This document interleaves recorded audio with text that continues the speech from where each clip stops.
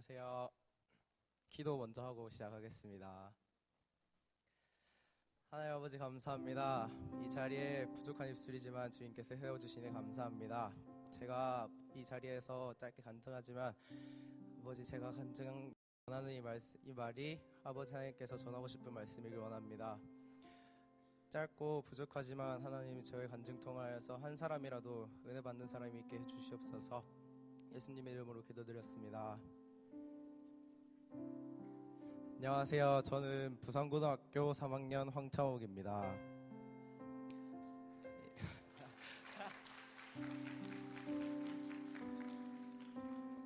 네, 저는 축복받은 가정에서 태어났습니다.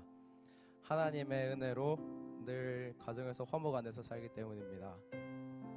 집에서 엄마랑 레슬링도 하고 그리고 친구처럼 친하게 지내고 엎치락 뒤치락 완전 바닥을 구르면서 싸우기도 합니다. 지금부터 우리 가족 얘기를 하려고 합니다. 우리 가족은 서울에 살았었습니다.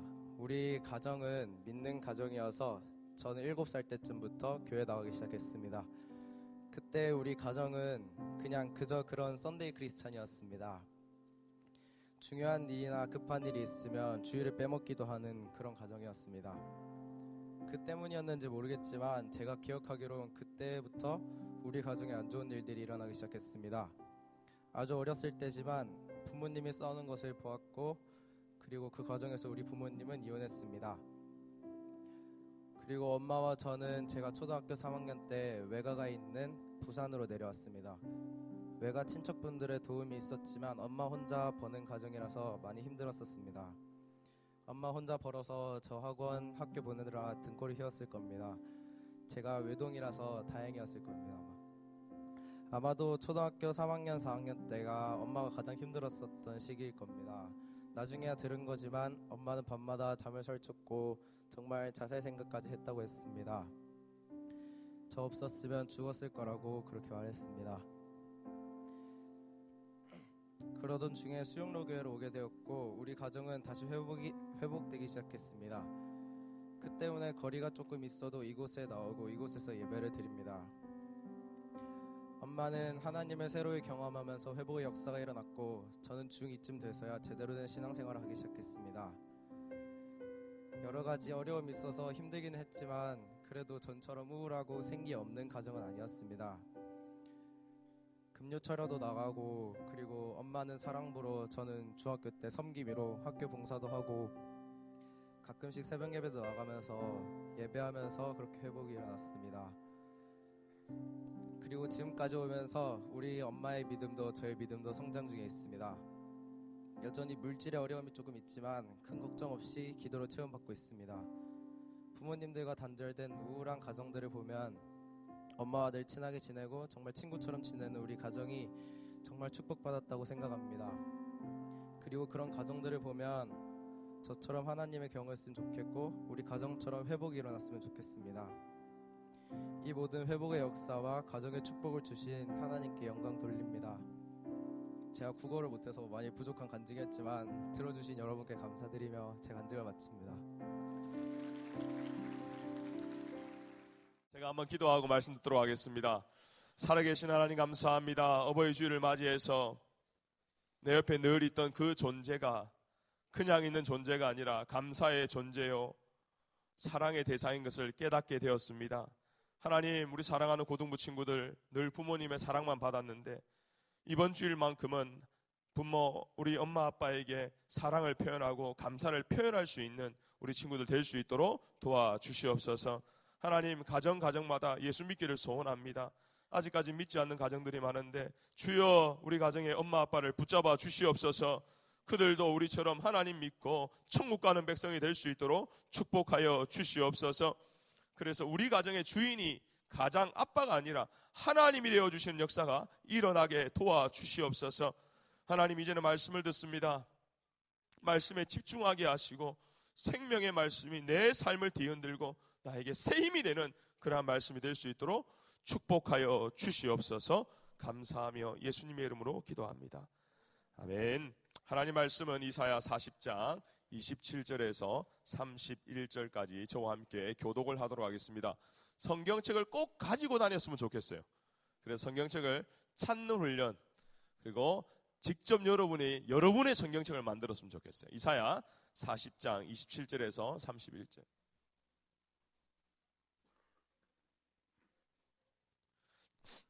제가 먼저 읽겠습니다. 여러분 저와 함께 교독을 하도록 하겠습니다. 우리 큰 목소리로 한번 읽었으면 좋겠습니다. 야곱아 어찌하여 너가 말하며 이스라엘아 너가 이르기를 내 길은 여호와께 숨겨졌으며 내 송사는 내 하나님에게서 벗어난다 하느냐.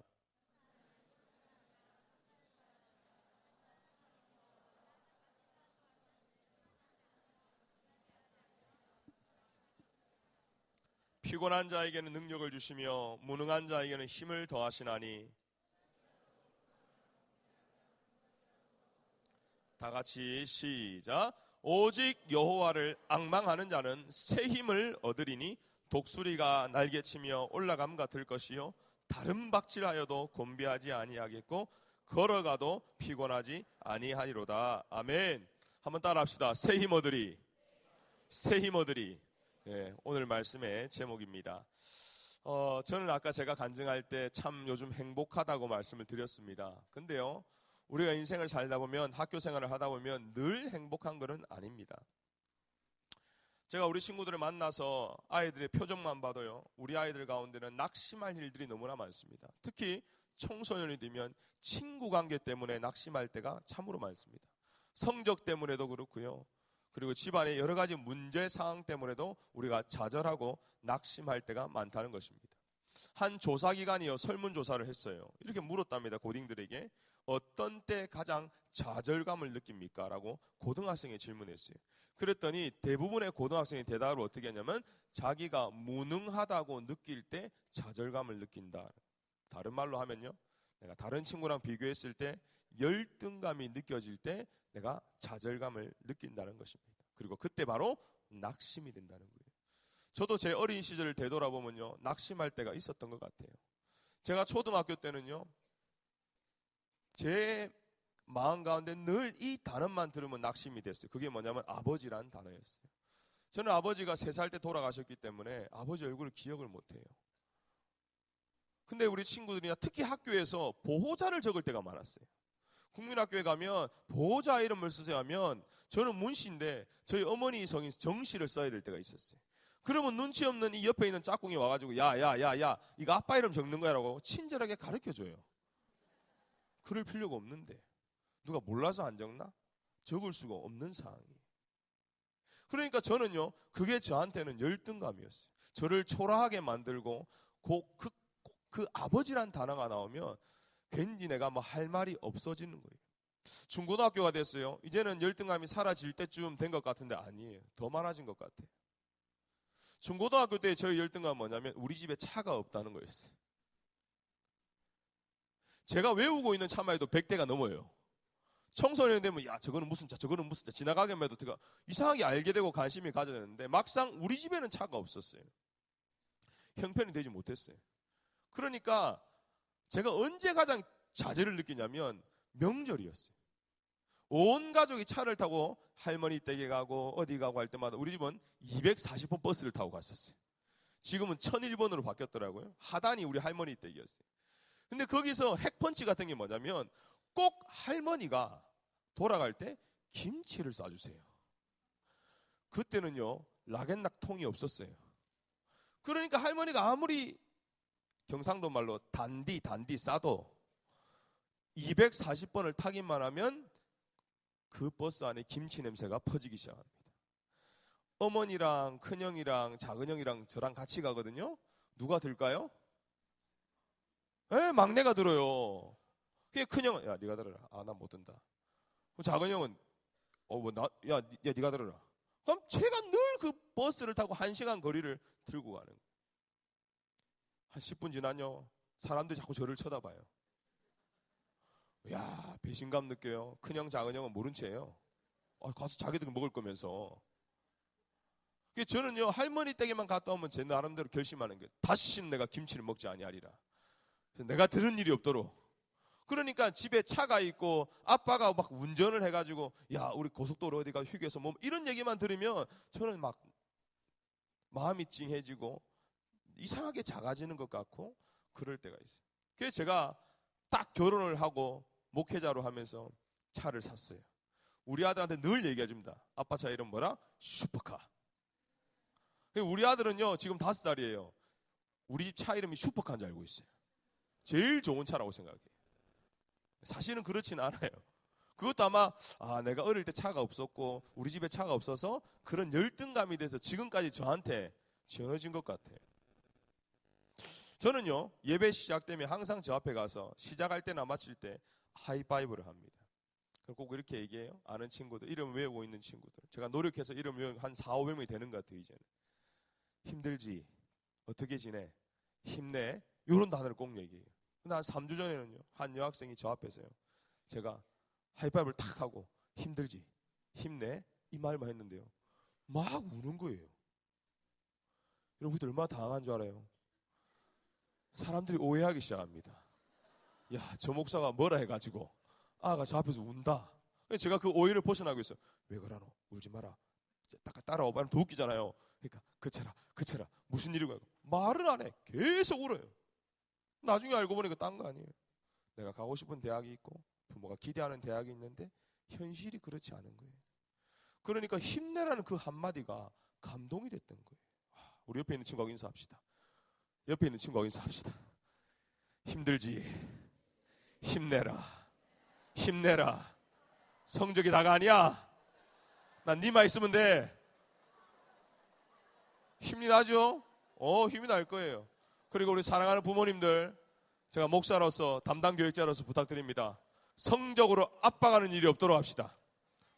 여러분 세월호 기억하면서 뭡니까? 존재 가치만 해도 우리 자녀는 감사의 제목이고 행복의 기준이 될 줄 믿습니다. 엄마 아빠들 아멘. 네, 아멘입니다. 목사님 얘기했어요. 그러니까 여러분 부담 갖지 마세요. 편하게 생각하세요. 그리고 여러분들이 하나님과의 관계만 회복되고 하나님 안에서 새 힘을 얻기만 하면 엄마 아빠들이 행복하실 줄 믿습니다. 아멘입니까? 네.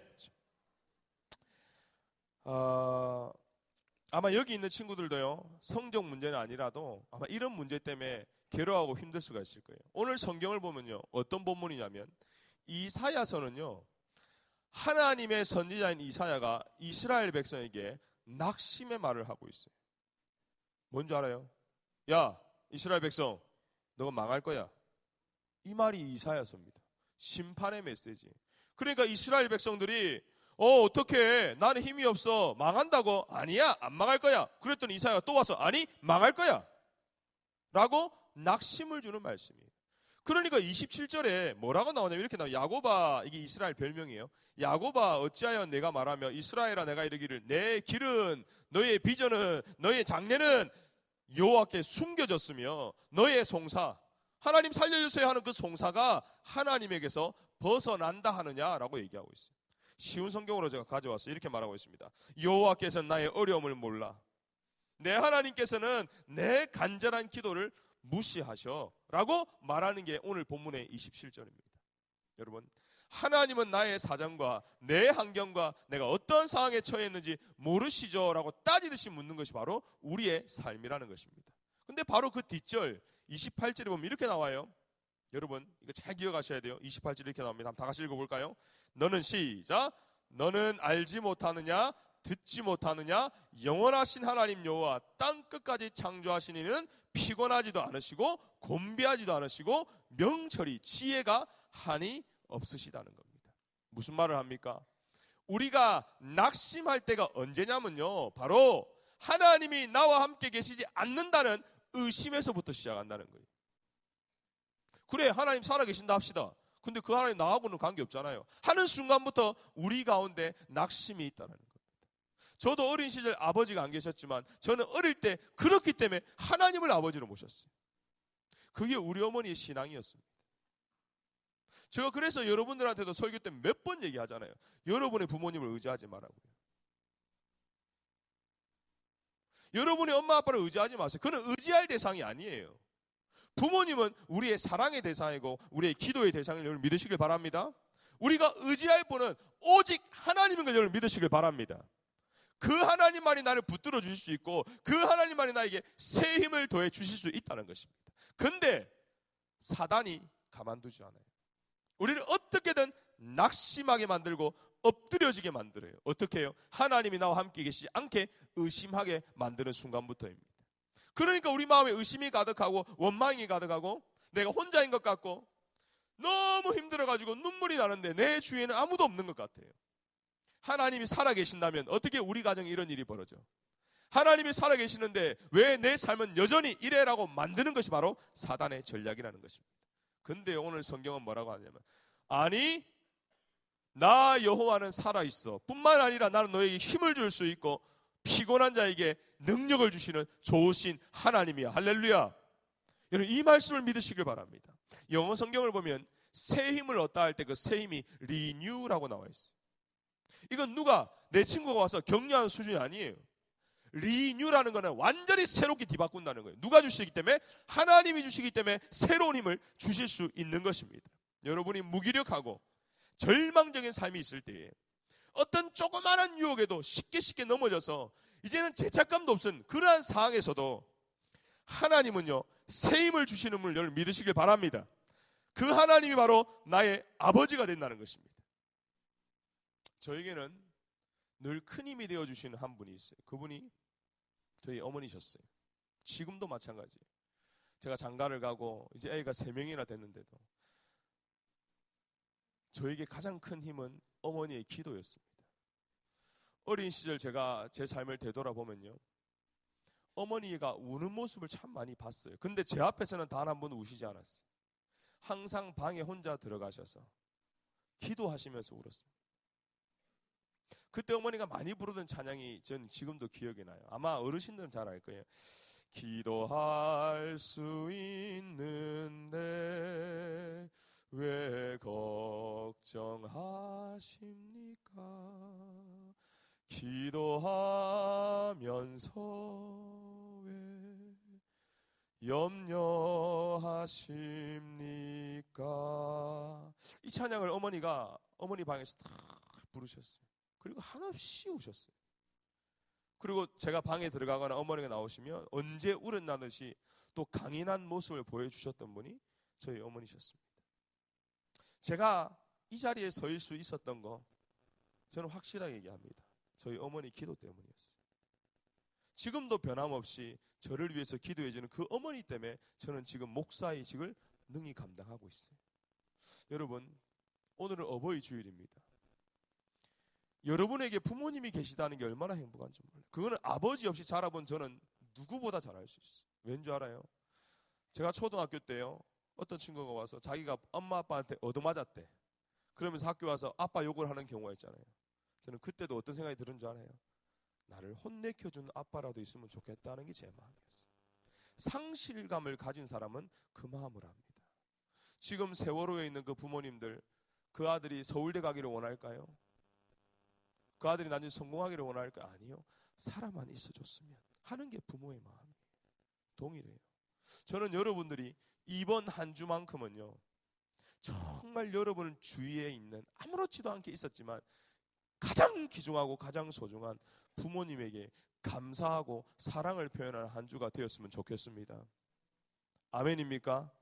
정말 여러분 깊은 내면 가운데서 나를 위해서 기도해 주시고 나를 위해서 헌신하시는 그분을 위해서 여러분들이 기도하고 모든 걸 헌신하는 한 주가 되었으면 좋겠어요.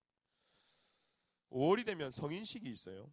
우리나라도 5월에 성인식을 하는 걸로 아는데 인디언 나바오라고 있어요. 미국에. 그들도 성인식을 한답니다. 근데 그때는 나이가 13살에 한대요. 어떻게 성인식을 하냐 보니까 아버지가 자기 아들 13살 된 아들을 데리고 깊은 계곡으로 들어간답니다. 그리고 그 아들을 혼자 두고 나와버린대요. 근데 그 깊은 계곡에 들어갈 때부터 맹수의 소리가 들린답니다. 여러분 그 아이가 그날 밤을 자겠습니까? 잠을? 못 자죠. 얼마나 두렵겠어요. 그리고 부모에 대한 원망이 얼마나 겠어요. 내가 뭐 했길래 지금 여기 와서 날 여기 혼자 두고 갔냐. 밤에는 계속 맹수들의 울음소리가 들려요. 이 아이가 언제 기뻐하는지 아세요? 해가 떴을 때입니다. 해가 뜨면 맹수의 울음이 사라진답니다. 근데 신기하죠? 해와 동시에 누구의 모습을 보았어요? 그게 누구예요? 아버지의 모습이었어요. 여러분 이 땅의 아버지도요 자기 자식을 훈련하기 위해서, 연단하기 위해서 때로는 혼자 내버려 둘 때가 있지만 그냥 가는 경우가 없어요. 그 아버지는 활을 들고 혹시나 자기 아들을 해할 수 있는 동물이 올까봐 밤새도록 활실을 당기고 있었던 거예요. 여러분, 하나님 마음도 동일합니다. 내가 낙심되고 내가 넘어져 있고 마치 하나님이 나와 함께 계시지 않을 것 같은 느낌이 올 때가 있어요. 그렇다고 해서 하나님이 나와 함께 계시지 않는 것이 아닌 거예요. 왜요? 우리는 늘 화초처럼 자랄 수가 없습니다. 우리는 이제 세상으로 나아가야 됩니다. 세상으로 나아가면 더 험난한 게 있어요. 그렇기 때문에 하나님이 때로는 우리에게 연단의 시간을 주는 겁니다. 여러분 이걸 기억하세요. 따라합시다. 연단의 시간에도, 한번 따라할까요? 연단의 시간에도 하나님은 나와 함께 계셔. 아멘입니까? 여러분 기억하세요. 예수님을 믿는다는 것은 어려움이나 실패나 좌절이 없다는 얘기가 아닙니다. 오늘 말씀의 진정한 의미는 뭐냐? 우리를 지치게 하고 우리를 낙심하게 하고 우리를 넘어뜨리게 하는 일이 있다 할지라도 우리 하나님이 함께 하시고 그 하나님이 나에게 새 힘을 더하여 주신다. 이것을 여러분 믿으시고 돌아가시길 소원합니다. 중요한 거예요. 하나님, 사랑하는 우리 하나님은요, 우리를 친히 아버지가 되어 주신다고 했어요. 이사야 49장에 뭐라고 얘기한 줄 알아요? 여인이 어찌 그 젖 먹는 자식을 잊겠으며 자기 배에서 난 아들을 긍휼히 여기지 않겠느냐. 그들은 혹시 자기 자식을 잊을지라도 나는 너를 잊지 아니하리라. 내가 너를 내 손바닥에 새겼노라. 할렐루야. 이게 하나님의 마음이에요. 하나님 우리를 절대로 혼자 내버려 두신 적이 없어요. 만약에 여러분 가운데 그런 의심이 들거든, 사단아 물러가라. 우리 하나님 나와 함께 계셔. 성경에 그렇게 나와 있어. 하나님 그렇게 말씀하셔. 하나님 나를 사랑하셔. 라고 여러분 믿음의 선포를 하시기를 소원합니다. 아멘입니까? 아멘입니까? 이거 정말 중요한 말씀이에요. 우리가 지치고 힘들 때 하나님이 함께 계시지 않는 게 아니에요. 그 하나님은요, 언제나 우리를 눈동자같이 지켜주시는 하나님이에요. 그렇기 때문에 우리가 새 힘을 얻을 수 있는 유일한 길이 뭐냐? 나와 함께 하시는 그 하나님, 나의 백이 되시는 그 하나님이 나에게 약속을 하셨어요. 그게 뭐예요? 한번 다시 읽어봅시다. 오늘 이 말씀을 읽고 믿음으로 선포하고 찬양하고 기도할 텐데요. 31절입니다. 오직 여호와를. 여러분 진짜 중요한 거예요. 오직이라는 단어가 굉장히 중요합니다. 우리는 인생을 살다 보면요, 의지할 게 많아요. 그러다 보니까 선생님도 의지하고 때로는 엄마 아빠도 의지하는데, 아니요, 성경은 딱 오직이라는 단어를 썼어요. 오직 여호와를 앙망하는 자, 오직 여호와만 의지하는 자에게 하나님이 새 힘을 주신다. 자막 한번 띄워줄래요? 마지막 30일 다 같이 읽읍시다. 시작. 오직 여호와를 앙망하는 자는, 잠깐만 자막이 없어요. 따라합시다. 제가 읽을게요. 우리 나를 따라합시다. 오직 여호와를 앙망하는 자는 새 힘을 얻으리니 독수리가 날개치며 올라감 같을 것이요 다른 박질하여도 피곤하지 아니하겠고 걸어가도 곤비치 아니하리로다. 할렐루야. 다 같이 일어나서 우리 새 힘 얻으리 찬양 한번 합시다.